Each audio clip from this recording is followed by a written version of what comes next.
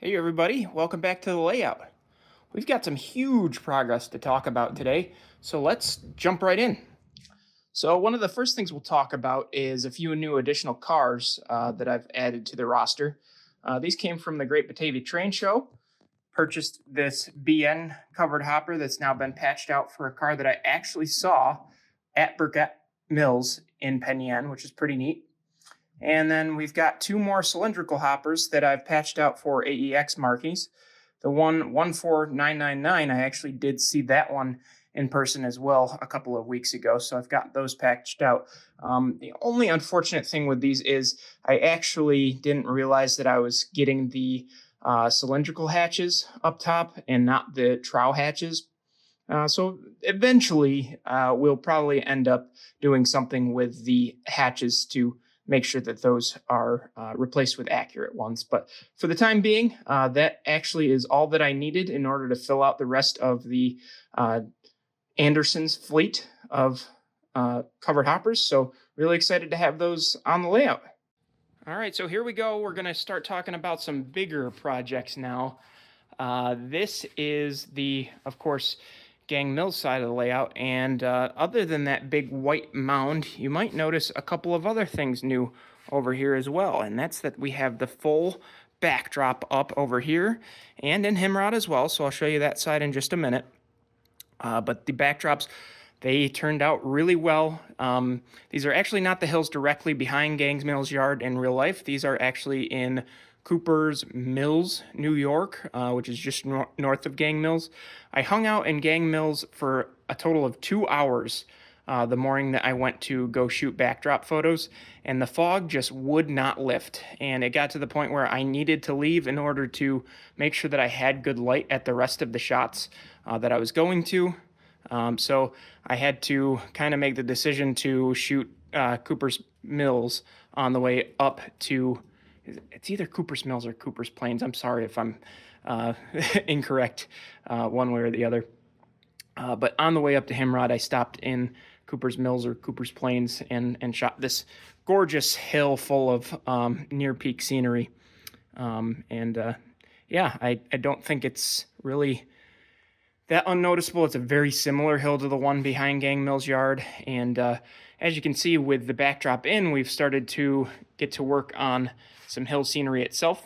We've got this hill here on the inside of the tracks coming into Gang Mills, just kind of trying to bring the scenery in the backdrop out and make everything feel a little less flat.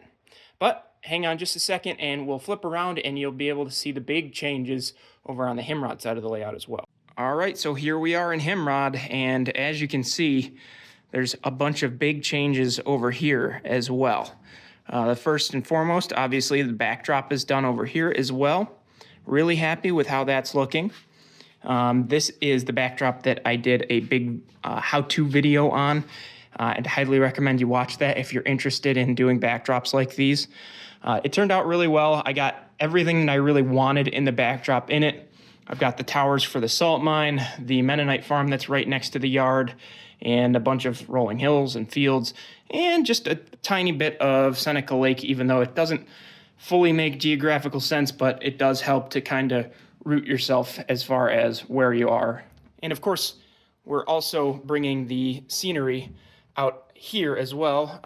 The embankment that the Corning Secondary runs over, I've kind of tried to smooth that out, make it a nice smooth hill going down.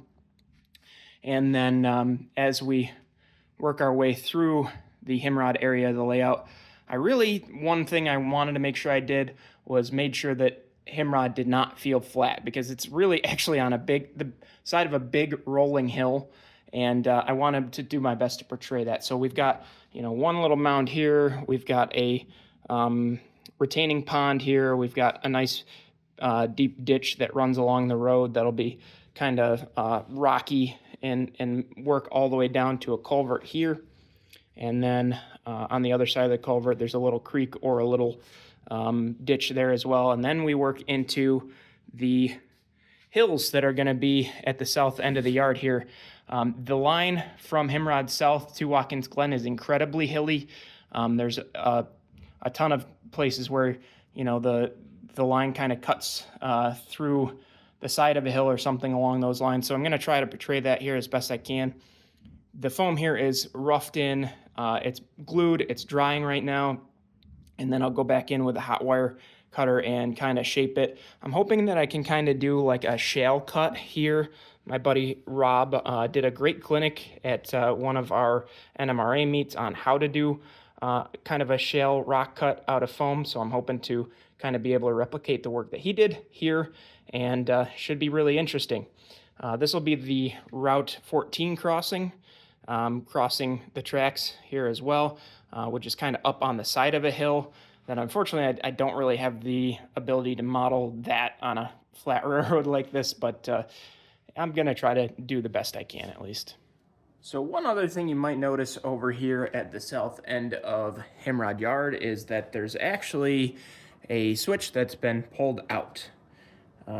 This number, I believe it's a number 6, was originally intended to be the diverging route that was going to go off to the Watkins Glen area of the layout. I've now officially decided, unfortunately, that I'm not going to be doing the Watkins Glen area of the layout, and I'm likely not going to end up doing Solvay either, but we're still a little bit more undecided on that one. I'm just really enjoying the size of the layout as it is now. My op scheme really works well as it is.